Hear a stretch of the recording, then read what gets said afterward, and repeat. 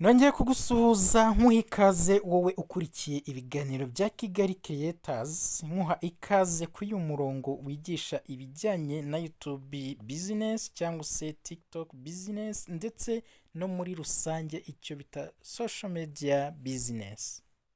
Ikaze rero niba ari ubwa mbere ugeze hano ndakwibutsa gukora subscribe wowe utarayikora, kandi nawe wayikoze wibuka gukora share na comment ndetse na like muri izi video zacu tugiye kugenda tugarukaho. Tugiye kurebera hamwe icyo bita TikTok. TikTok ni rumwe mu rubuga rukunzwe na benshi cyane cyane ab'urubyiruko muri iyi minsi, nibo bagezweho mu gukoresha izi mbuga nkoranyambaga ziganjemo TikTok. Ese TikTok wowe waba uzi uburyo ushobora kwifungurira haba muri telefone yawe cyangwa se muri mashini? Uyu munsi rero ndifuza ko twarebera hamwe uburyo ushobora kwifungura TikTok account ishobora kuguha amafaranga hano mu gihugu cy'u Rwanda. Birashoboka nubwo benshi babikora bazi ko ari umunyenga cyangwa ari ukwishimisha, ariko TikTok ni imwe mu mbuga nkoranyambaga zibasha gutanga agatubutse mu gihe wakoze content nziza cyangwa se mu gihe uri umukreator mwiza ushobora gukora inkuru ikaryohera abantu ukajya ubasha gukuraho amafaranga. Birashoboka, tuzajyana tugaruka mu mavideo menshi agiye atandukanye abigaragaza neza uburyo ushobora gukorera amafaranga kuri TikTok.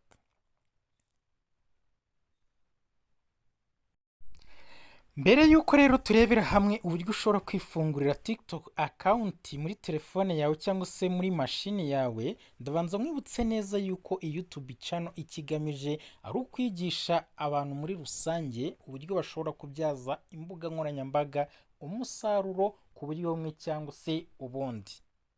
Ni ibintu bishoboka cyane nubwo abenshi batarabisobanukirwa neza, ariko ibi ni ibintu byoroheye buri wese wabasha kubishyiraho umutima we akabikora kinyamwuga. Iyi YouTube channel nicyo kintu igiye kugenda igarukaho cyane, yigisha buri muntu wese uzajya ubasha kubana natwe mu mavideo tuzajya dukora. Ndizera yuko azasobanukirwa ku buryo buhagije uburyo azajya agenda abyaza izi mbuga nkoranyambaga umusaruro agakoreraho amafaranga menshi nk'uko abenshi batabitekereza, ariko ni ibintu bishoboka kandi cyane. Muhaye ikaze rero muri ibi biganiro byacu. Reka turebere hamwe uburyo ushobora gukireya account yawe ya TikTok. Guys, uraza usacinge ahari Play Store yawe, cyangwa se niba ukoresha iPhone urebe ahanditse App Store uze usacingemo icyo bita TikTok. So kuko ngewe nyifitemo rero ndaza nyinjiremo, ariko utayifite urabanza ujye kuyidownloadinga nk'uko usanzwe wa downloadinga ama application yawe agiye atandukanye. Ngewe rero nyifitemo ndaza nyinjiremo. Ndategereza ifunguke kuko rero nashaka kurya copyright y'ibintu. Ndabanza nshyiremo agapoze hano, nindangiza mite nza hano ndahakwereka neza cyane kuri profile picture yanjye. Ndahakwereka kuri profile picture yanjye. Ndashaka kuhakwereka neza cyane.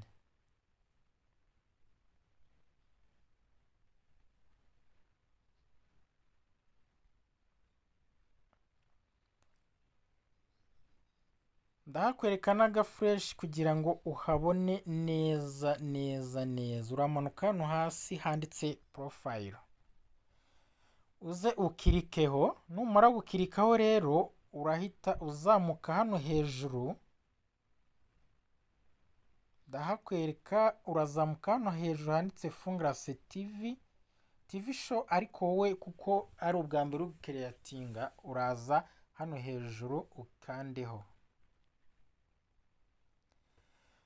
Kuko mfitemo izindi email zirenze imwe rero bahita banyereka uburyo nshobora gukoresha zino email, ariko ko twebwe dushaka creatinga iyindi turaza dukoreshe hano hasi handitse add account.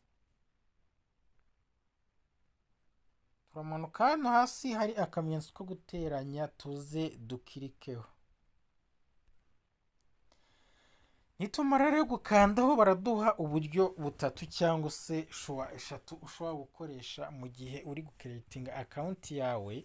Hano ushobora gukoresha icyo bita user phone or email, ngira ngo urakabona ka mbere, ukamanuka hano hasi ku ka kabiri continue with Facebook, umanuka hano hasi handitse continue with Google. Ubwo rero twebwe ndumva icyatworoheye ari ugukoresha email, kugira ngo email ni ikintu kinini kigari wabikamo ibintu byawe, kandi mu gihe waba ukibuka ntabwo ushobora kubura social media yawe iyo ari yose. Mu gihe email yawe ukiyibuka neza uyishyiramo byose, ukahita wongera ukabigarukana uko byari bimeze.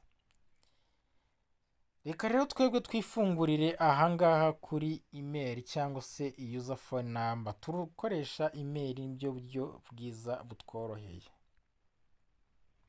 Urakirikaho rero hano bakuzanire phone number, ngiye kuko isanzwemo, ariko reka dukoreshe email.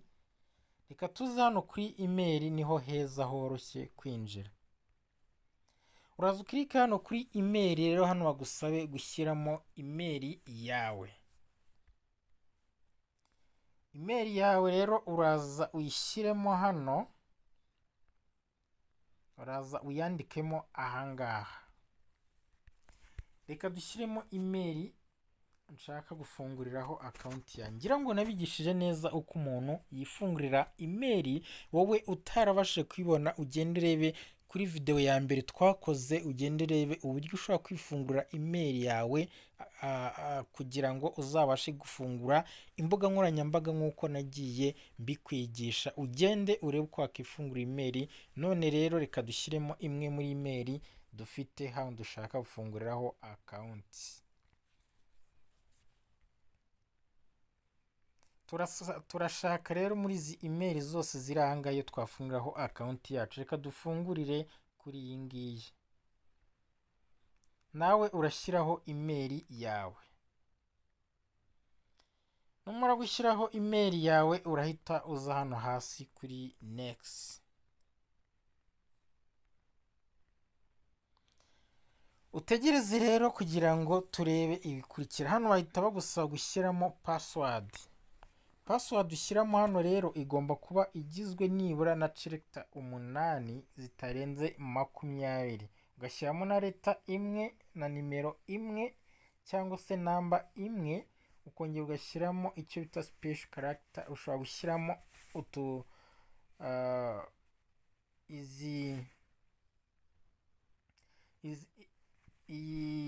H cyangwa se ugakoresha aka kabazo cyangwa se aka gatangaro cyangwa se aka kantu k'idolari cyangwa se arobase, bitewe n'icyo ushaka.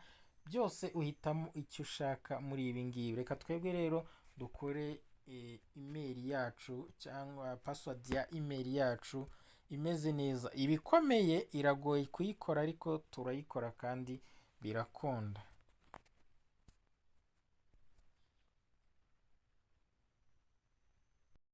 Wamara rero gukereya password yawe, ugahita uza hano kuri next nk'ibisanzwe.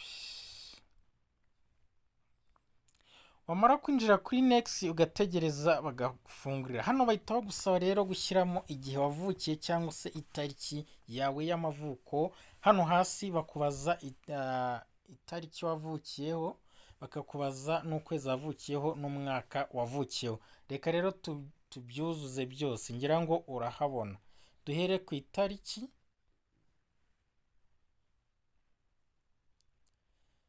Itariki reka twuzuzeho 15 tuzano z'ukwa 9. Umwaka 1993. 1993. Ubwo buri wese yuzuzaho bitewe n'itariki yavukiyeho n'igihe yavukiye. Ibyo wakemezaho byose bipfa kuba bitanyuranyije n'amategeko ya TikTok igendera, kuko uri munsi y'imyaka 18 ntabwo wemewe gufungura account kuri TikTok, ntabwo byemewe. So guys, uhita uza hano rero nanone ugakora kuri next. ngira ngo urabibona neza ko twujujemo amatariki yacu y'amavuko kugira ngo tubashe gukomeza. Uhita ukanda hano kuri next rero ukinjiramo, urategereza rero bigafunguka, warangiza bakakubwira aka nickname ushobora gukoresha ahangaha. Nickname rero twebwe tugiye gukoresha Kigali Creators, ngira ngo urabibona aho uri bwuzuze nickname yawe. So ni akazina cyangwa ni nka TikTok name yawe cyangwa izina rya TikTok yawe uko ushaka kuzayita, niba ari akazina k'aka nickname cyangwa agasino cyangwa se niyo washyiraho irisanzwe ryawe nta kibazo. Twebwe rero reka tuze dushyiremo iryacu, njyewe ndashyiramo Kigali Creators, ngira ngo urahabona aho ugomba kuryandika ni ahangaha. Reka rero twebwe twuzuzemo izina dushaka kwita iyi TikTok yacu.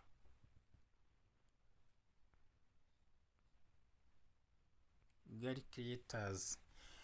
So guys, iyo umaze kwandikamo rero iryo zina ngira ngo uraribona, uhita uza hano kuri confirm, ngira ngo urahabona, ukaza ukemeza hano kuri confirm. Nk'uko ubibona rero tumajije gukereya account yacu ya TikTok, ngira ngo nk'uko uri kubibona urabona yuko iri gufunguka neza cyane, ngira ngo urabona ko yafungutse. Wemere kureba n'andi mavideo yose nta kibazo, account yacu yafungutse. Kugira ngo uyirebe neza umenye niba ariyo, reka nikwereke. Uramanuka hano hasi rero handitse profile, uramanuka hano hasi handitse profile, ndagira ngo urebe neza ko izina ryacu Kigali Creators ryagezeyo. Ngira ngo urahabona hano hasi kuri profile, uze wemezeho kugira ngo urebe ko TikTok account yawe yagezeyo. Ngira ngo nk'uko ubibona neza TikTok yacu yamaze gufunguka Kigali Creators, ndahakwereka. Urabona hano hejuru Kigali Creators twamajije tayari kuyifungura. So hano rero ushobora kuza ukemezaho ifoto yawe. So hano hari step nyinshi tuzakomerezaho ubutaha, reka tube dushyizeho ifoto yonyine, ibindi tuzabikomeze ubutaha. Mwereke ukuntu ushobora gufollowinga abantu, uko bagufollowinga, uko wakora like, uko ushobora kwishyirira amavideo kuri account yawe ya TikTok, nuko ushobora kwikorera guhuza TikTok na YouTube n'izindi mbuga nkoranyambaga zigiye zitandukanye, ukaba wabasha kubihuriza hano ugashyiraho email zawe, ukazajya winjira muri YouTube uciye hano kuri TikTok. Reka dushyireho ifoto gusa ubundi tube turekeye aho ngaho, dukomeze mu zindi video zacu zigenda zikurikiraho. Ifoto rero nta handi uza ukayishyira icyo bita profile picture, ni ahangaha niho ugomba kuza ukayuzuza. Okay, reka twe dukirikeho rero dushake ifoto yacu dushobora gukoresha ahangaha. Urahita umanuka hano handitse upload, urahita uza hano handitse upload kugira ngo ubashe guhitamo ifoto yawe. Ndahakwereka ahangaha upload foto cyangwa se take ifoto. Ushobora no kuyifata uyifotoye, urashoboka, ariko reka twebwe turebe muzo dusanganywe dufite tuba ariyo dukoresha. Okay, nk'uko uzibona dufitemo hano amafoto menshi agiye atandukanye. Reka twebwe rero tuze duhitemo imwe muri zose dushobora gukoresha twumva dushaka,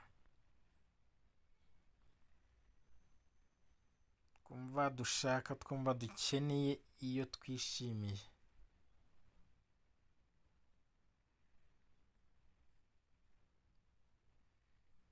So amafoto hano aba arimo ari menshi, ariko turashakamo imwe twebwe twumva dukeneye gukoresha, tuba ariyo dutoranyamo. Okay guys, ntabwo ndi kuyibona hafi ariko reka tube dufashe imwe mu zishoboka tuba ariyo dukoresha tuzongera tuyihindure, nta kintu bitwaye na gitoya. Reka twemezeho iyi ngiyi, uza rero ukamanuka hano hasi ahangaha kuri confirm, uhita uza ukayikirika, wanyuze ukamanuka hano kuri confirm ukemezaho ifoto yawe, ubundi ibintu bikagenda neza cyane. Ngira ngo nk'uko ubona ifoto ngiyi ahangaha. Ifoto rero uraza uze hano kuri save, uraza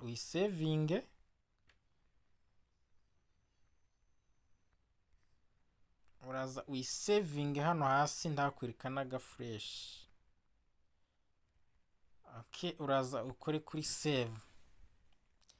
Ngira ngo nk'uko uri kubibona iri kwiuploadinga kuri account yacu twakereye, urumva neza ko ari ibintu byoroshye bidasaba ubwenge buhambaye. Ngira ngo nk'uko ubibona ifoto yacu yamajije kugerayo, urabibona neza ngiyi hano yagezeyo.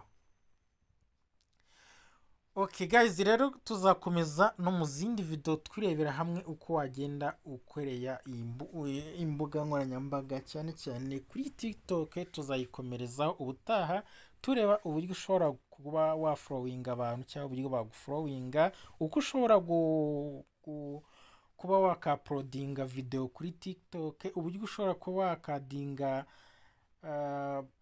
YouTube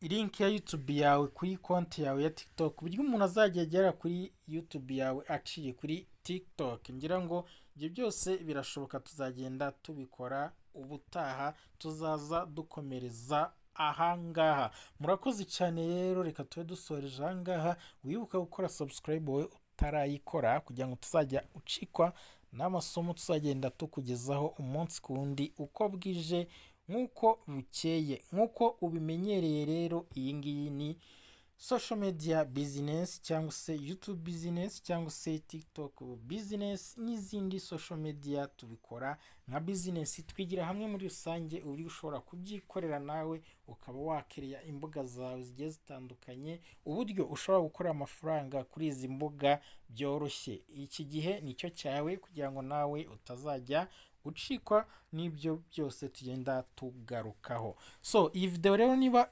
wayikunze, manuka hano hasi ukore kuri like, niba utarakora subscribe kandi kuri subscribe, wibuke no gukora ku nzogera kugira ngo utazajya ucikwa n'ibiganiro YouTube channel igiye kuzajya ihora ikugezaho by'amasomo ya content creators mukeneye muri benshi. Murakoze cyane rero, reka tuzasubire nakagaruka.